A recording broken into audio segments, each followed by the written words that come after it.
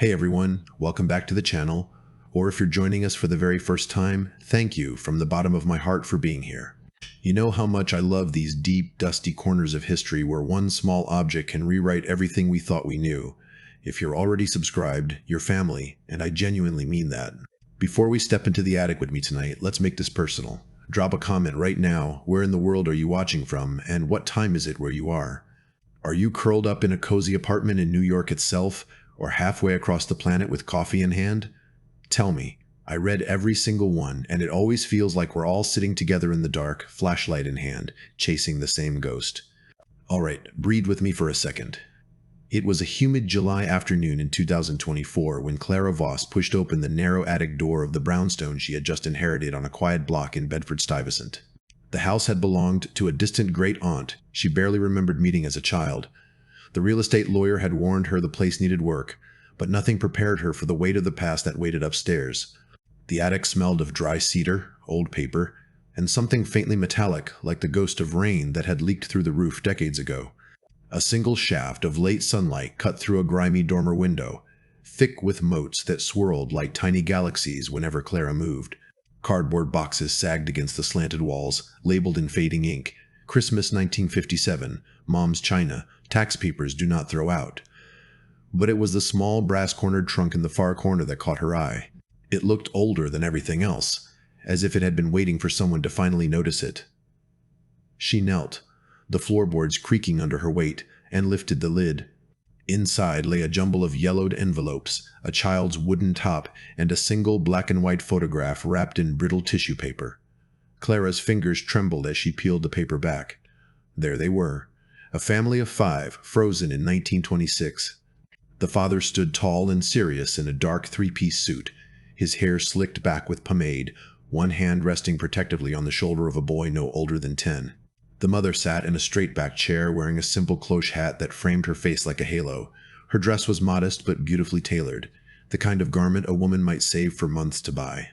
2 little girls in white pinafores flanked her, their bobbed hair shining. They were posed on the very stoop of the brownstone Clara now owned.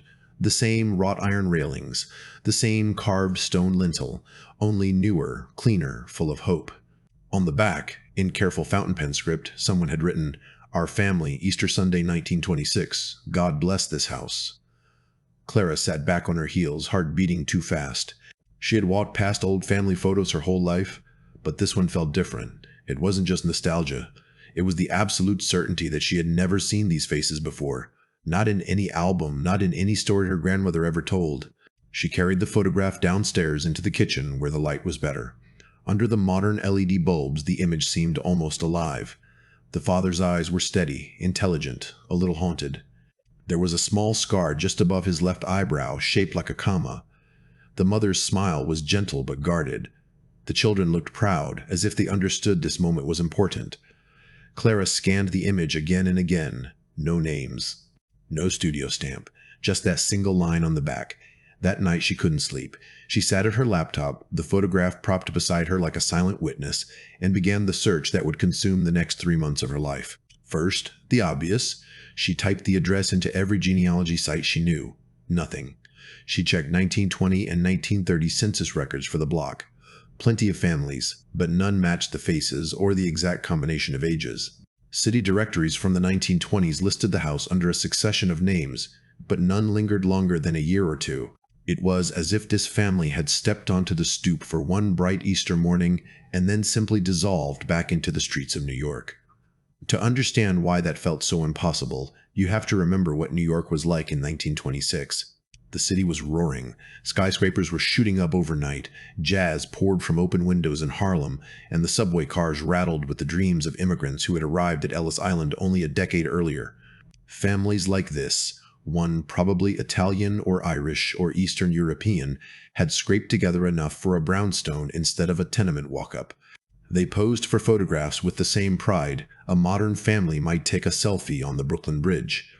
Kodak had made cameras cheap and easy. Every mantelpiece held at least one portrait meant to say, "We made it. We belong here." Yet here was a family that had belonged to this very house and then vanished so completely that even their names had been erased. Clara felt the first chill of something larger than curiosity. She touched the father's face on the glossy surface and whispered, "Who were you?" The house answered only with the soft creak of old wood settling for the night.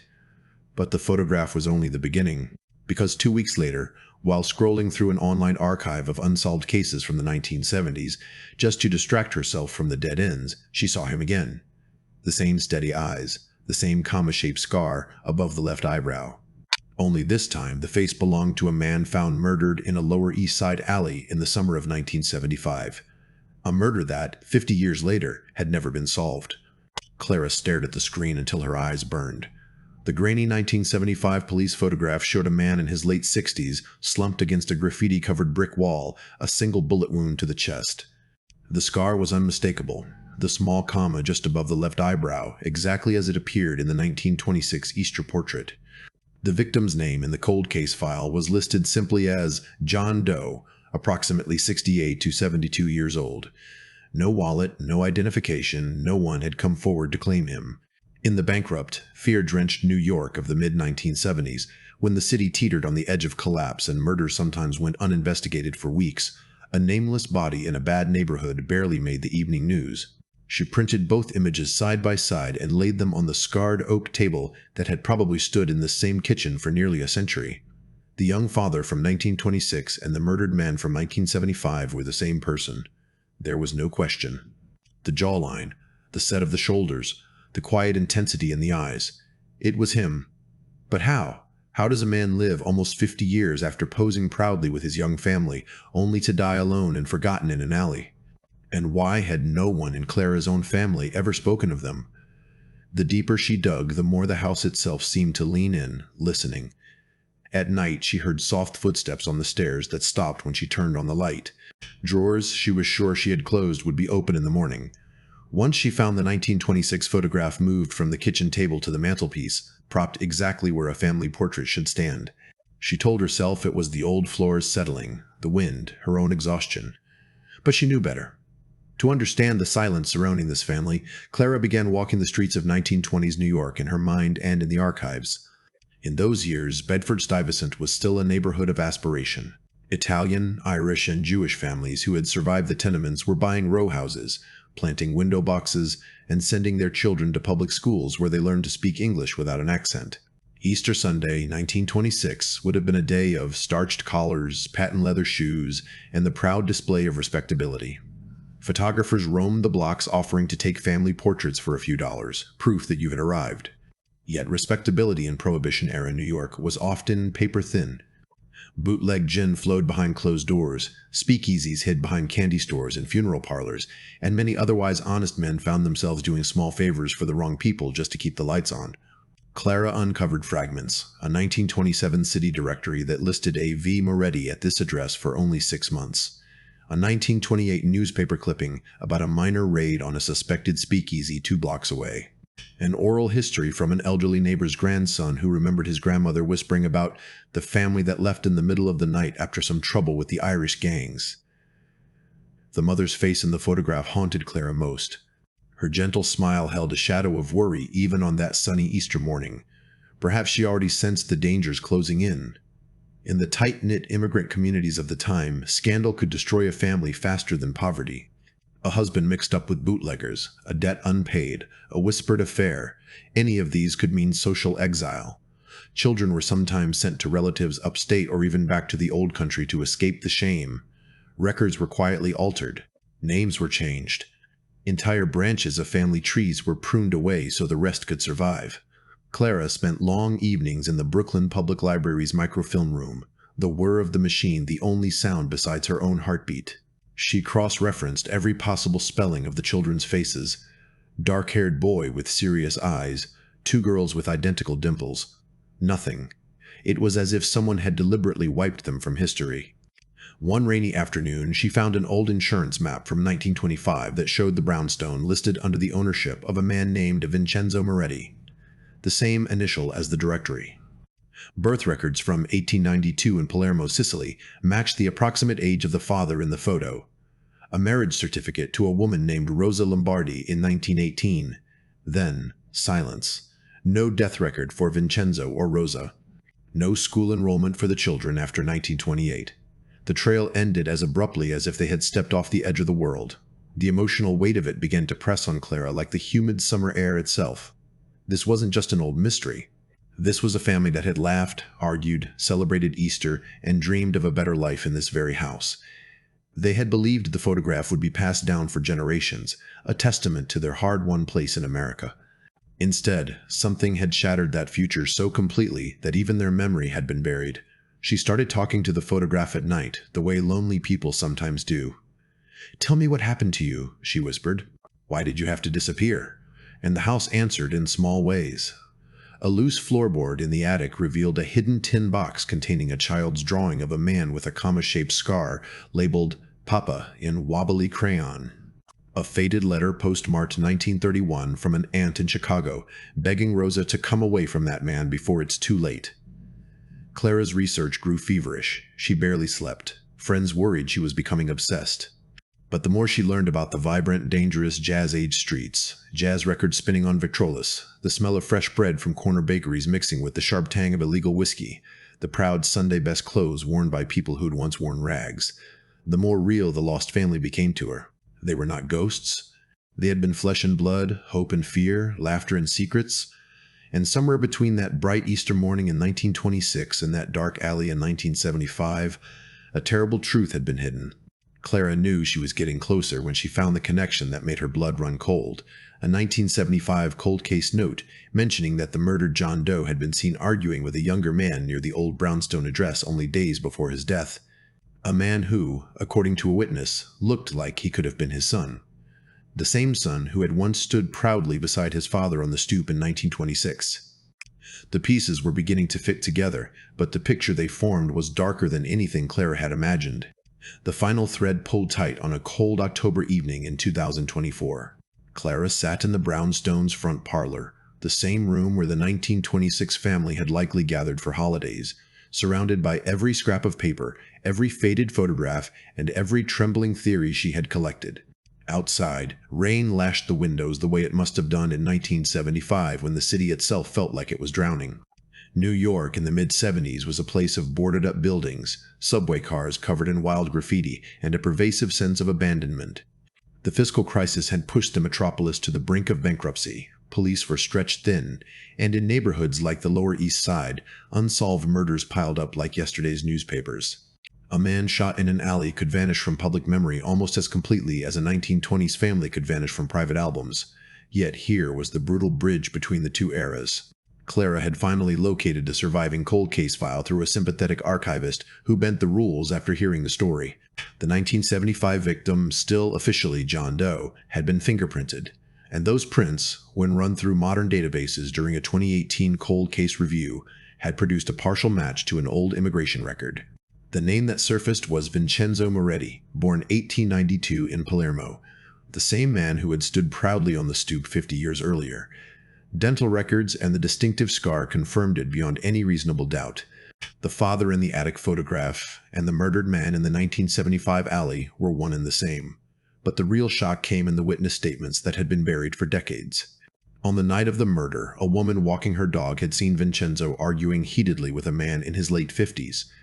The younger man had the same dark hair and intense eyes as the boy in the 1926 photo. He had shouted something about 50 years of lies and what you did to my mother. The witness remembered the older man's broken reply, "I only wanted to protect you all." Then came the gunshot, quick, professional, silenced. The shooter disappeared into the night, and the son, if that was who he was, fled in the opposite direction.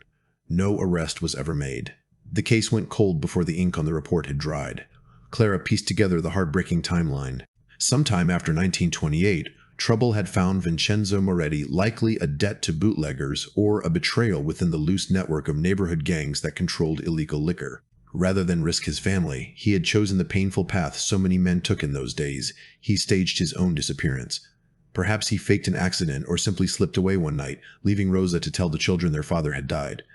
Rosa, protecting her young ones from the shame and danger that followed, changed their surname, moved them to another borough, and never spoke of the brownstone again. The house was quietly sold. The photograph was hidden in the attic by someone, maybe Rosa herself, who could not bear to destroy the last image of the life they had once shared. The children grew up believing their father was dead. The son, carrying the weight of half-remembered stories and a mother's silence, spent decades searching in secret. When he finally tracked Vincenzo down in 1975, an old man living alone under an assumed name in a walk-up on the Lower East Side, the reunion was not joyful. It was accusatory. Decades of abandonment, rewritten identities, and buried grief exploded in that alley. Whether the son pulled the trigger himself or whether Vincenzo's past finally caught up with him through old enemies, the exact truth died with both men. The son was never identified. He slipped back into the anonymity of the city, another ghost in a metropolis that had learned how to forget. Clara stood in the parlor holding the 1926 photograph to her chest as tears slipped down her cheeks. She thought of the little girls in their pinafores, the boy with his father's hand on his shoulder, the mother's guarded smile. She thought of Rosa raising 3 children alone, carrying the secret like a stone in her heart. She thought of Vincenzo, who had traded his family's memory for what he believed was their safety, only to die unrecognized and unmourned half a century later. In that moment, the brownstone no longer felt haunted. It felt heavy with sorrow, but also with a strange kind of grace. The house had kept the photograph safe through economic crashes, world wars, urban decay, and gentrification. It had waited for someone, anyone, to notice. And now Clara understood why the footsteps had walked the stairs at night, why drawers opened on their own. They were not threats, they were reminders. A family that had been erased was asking, quietly, to be remembered. She framed the photograph and placed it on the mantel where it belonged. Below it, she added a small plaque with the names she had finally confirmed through painstaking cross-referencing: Vincenzo and Rosa Moretti, and their children, Angelo, Maria, and Sofia. She lit a candle, the way families once did on All Souls' Day, and spoke their names aloud so the walls could hear them again. The unsolved murder remains officially open, though the detective she contacted admitted the trail is ice cold after 50 years. Perhaps one day DNA or a deathbed confession will close it.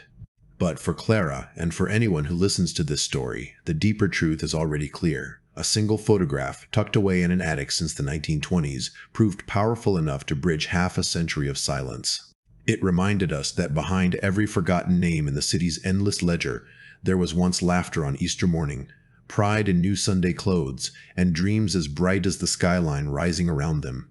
New York has always been a city of reinvention, of people arriving, disappearing, and sometimes reappearing in the most unexpected ways. Some reinventions are born of hope, others are born of pain and necessity. The Moretti family lived both. So the next time you walk past an old brownstone with a faded stoop, pause for a moment. Look at the windows. Imagine the families who once posed there, smiling for the camera, believing their story would last forever. Because sometimes, in the quietest corners of our homes and our history, the past is still waiting, patient, stubborn, and full of grace to be seen again. If this story moved you, if it made you think about your own family photographs gathering dust in attics or basements, tell me in the comments. Have you ever discovered something unexpected about your own past? What mystery would you want solved from a single old photo? And remember, wherever you are watching from, whatever time it is, thank you for sitting with me in this house tonight. Share this with someone who loves history's hidden corners. Subscribe if you haven't already, and I'll see you in the next dusty chapter. Until then, keep looking up at those old windows. You never know what face might be looking back.